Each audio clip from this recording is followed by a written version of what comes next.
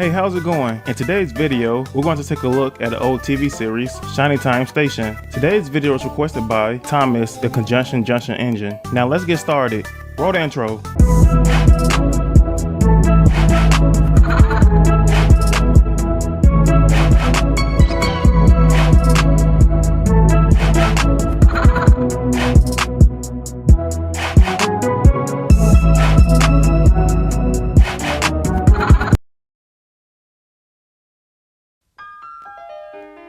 Reach for the speed, reach for the whistle, go where the rail may run. Reach for the words, reach for the story, follow the rainbow sun.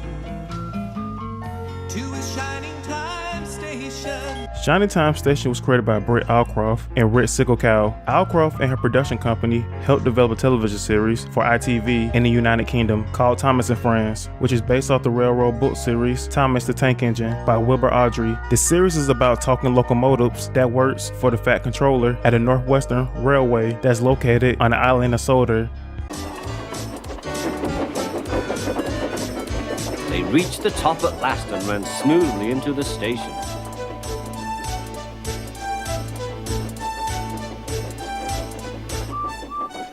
Peep, peep, whistled Edward. Get in quickly, please. Thomas and Friends became a huge success in the UK. Eventually, Rick Sicklecow, who was working at PBS, got in contact with Allcroft because he wanted to create a television series for PBS. Allcroft agreed to help, and her production company teamed up with PBS to produce a sitcom-style show called Shiny Time Station.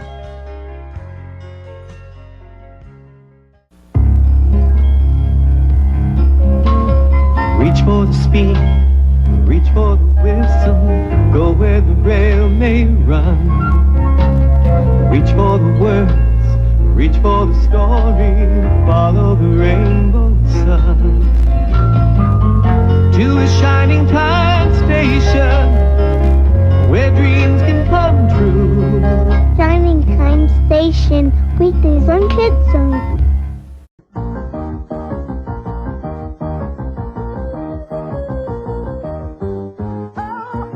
Shiny Time Station premiered on PBS on January 29th in 1989. The series had 3 seasons with a total of 70 episodes. The series centers around a train station called Shiny Time Station that's ran by Stacy Jones, who's played by Dee Dee Khan, who is the current station master. There's also Matt, who's one of her nephews, who's played by Jason Walliner. Harry Cupper, played by Leonard Jackson, who was the railroad engineer in the first season. His granddaughter, TANYA Cupper, played by Nicole Leach. The Conductor, played by Ringo Starr, and Schemer, played by Brian O'Connor.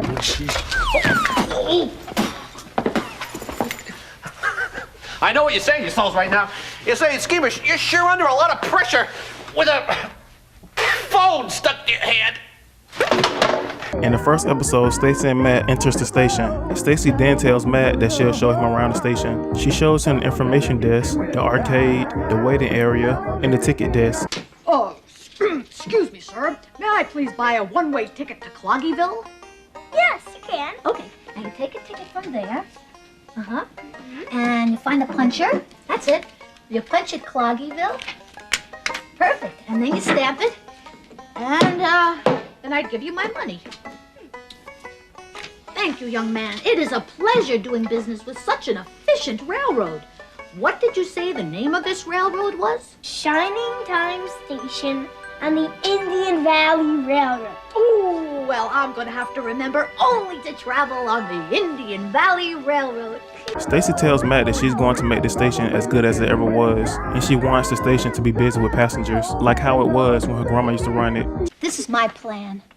I'm going to make this old station as good as it ever was. There'll be passengers rushing around, going to faraway places. It's going to be a very busy station, just like the days when my old granny used to run it. And then lots of trains will want to stop here. Will you help me? Sure. Great.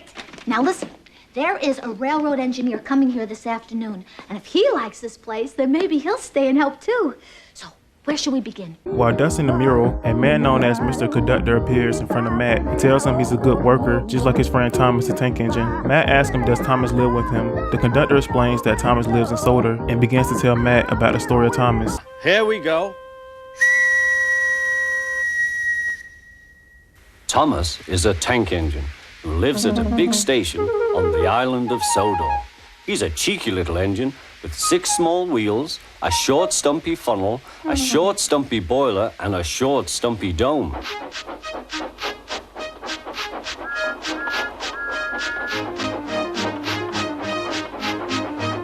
He's a fussy little engine too, always pulling coaches about ready for the big engines to take on long journeys. And when trains come in, he pulls the empty coaches away so that the big engines can go and rest.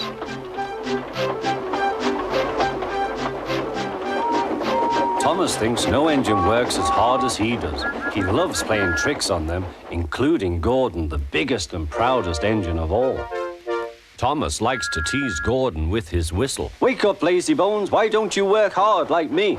Later on, Matt and Stacy eventually get introduced to the railroad engineer, Harry, and his granddaughter, Tanya, who later on decided to stay and work at Shining Time Station. What made you decide to stay at Shining Time Station?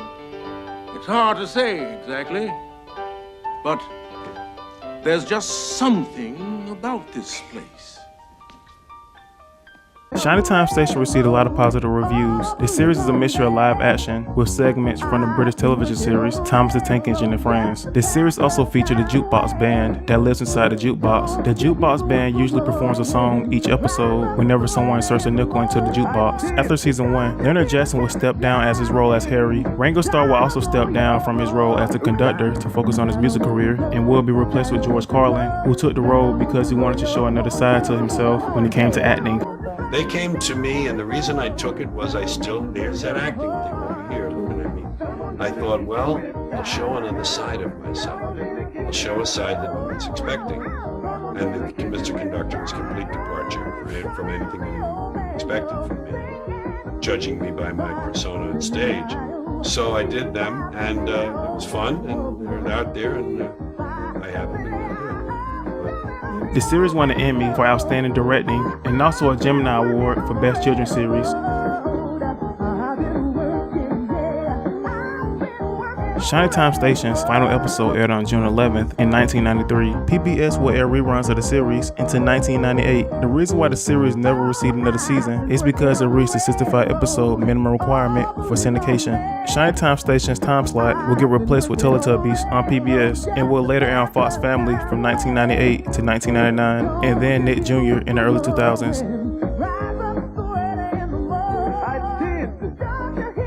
At the time of this recording, Brett Alcroft is currently on the advisory council for Southern California Public Radio. Rhett Singletown is the president and executive producer of Dreamcatcher Productions. Didi Kong is playing the character Martha Freeman in the series Harlan Coben's Shelter. Jason Walliner has directed the Borat film and is currently making a series that doesn't have a title yet. Nicole Leach is a performance artist.